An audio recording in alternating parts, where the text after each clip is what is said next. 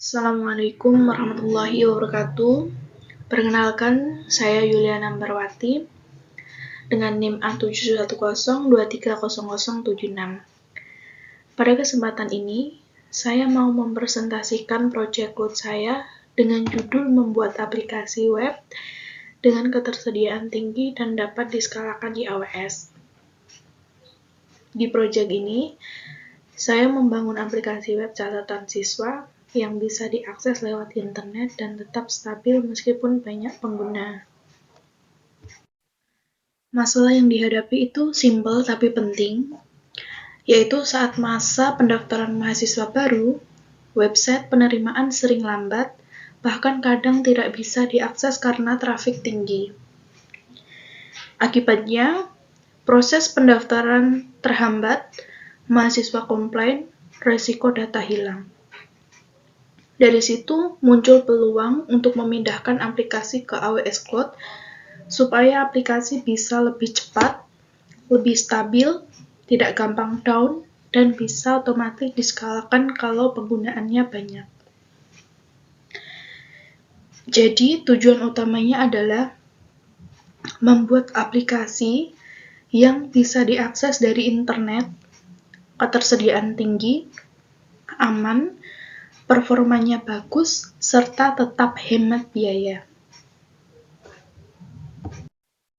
Di sini, solusi yang saya buat adalah, yaitu aplikasi web catatan siswa. Jadi pengguna bisa melihat data siswa, menambah siswa baru, mengedit data, serta menghapus data. Untuk aplikasinya, saya memakai EC2 untuk web server, RDS MySQL untuk database, Secret Manager untuk menyimpan username dan password DB, serta load balancer dan auto scaling untuk ketersediaan tinggi. Di sini saya memisahkan antara server web, yaitu di public subnet, sedangkan database di private subnet. Jadi, database tidak bisa diakses langsung dari internet, hanya lewat aplikasi saja. Dengan desain ini, aplikasi akan lebih aman dan juga bisa diskalakan otomatis, tetap tersedia walaupun satu instan mati, serta sesuai dengan AWS Well Architect Framework. Sekarang saya jelaskan diagram arsitektur yang saya bangun, yaitu pertama, di sini saya membuat VPC baru dengan CIDF 10.0.0.0/24, yang mana di dalam VPC ini saya buat 2 public subnet, 2 private subnet, 3 di 2 availability zone berbeda. Subnet public saya pakai untuk EC2 web server, dan subnet private saya pakai untuk RDS database. Lalu saya buat internet gateway supaya aplikasi bisa diakses dari internet. Setelah jaringan jadi, saya lanjut membuat EC2 instance pertama, yaitu saya memilih Ubuntu dengan instance tipe T2 micro, subnet public, dan mengaktifkan public IP, membuat security group HTTP 80, serta mengizinkan MySQL hanya dari Cloud 9 dan EC2. Di EC2 inilah saya install aplikasi web Node.js sesuai script lab. Berikutnya saya membuat Cloud 9. Cloud 9 saya gunakan untuk menjalankan perintah CLI, membuat secret manager, migrasi database, serta menjalankan load test. Setelah itu, saya membuat Amazon RDS MySQL. Di sini RDS saya tempatkan di private subnet only dan tidak public accessible.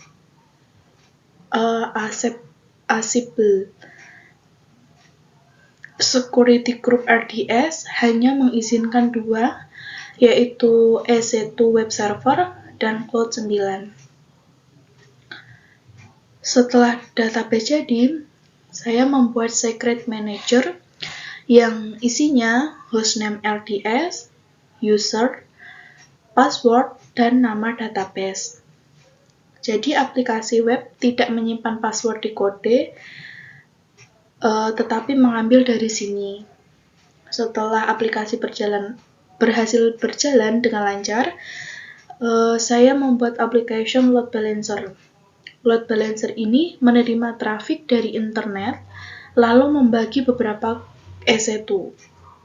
Lalu saya buat AMI dari EC2 web, membuat launch template, serta membuat auto scaling group.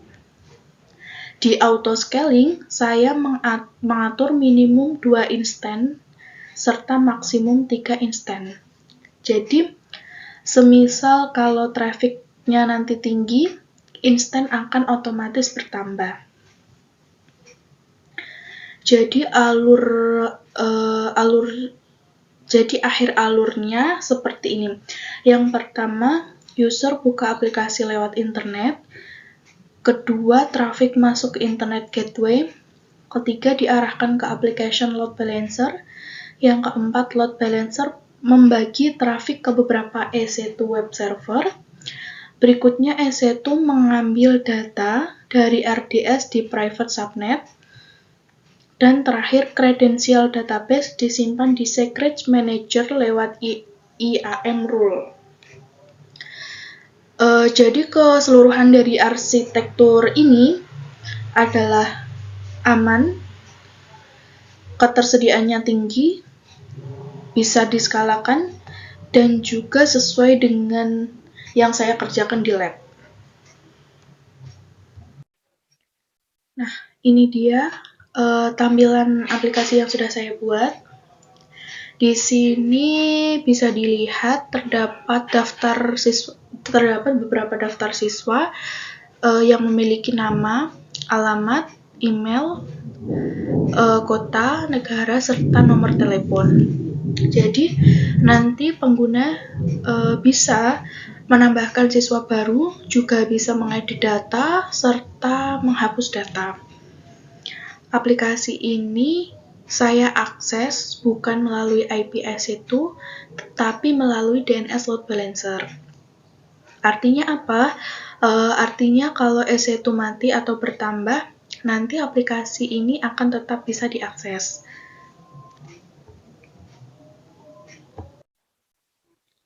Selama mengerjakan proyek ini, jujur ada banyak sekali yang dapat saya pelajari, yaitu di sini saya dapat belajar seperti membuat VVC, membuat EC2, mengkonfigurasi RDS, menyeting security group, load balancer, auto scaling, dan juga secret manager. Tantangan terbesar saya yaitu ketika migrasi database dan error access denied MySQL. Tapi akhirnya bisa teratasi setelah saya cek ulang security group, saya mengecek user database, dan mengikuti ulang langkah-langkah yang ada di lab.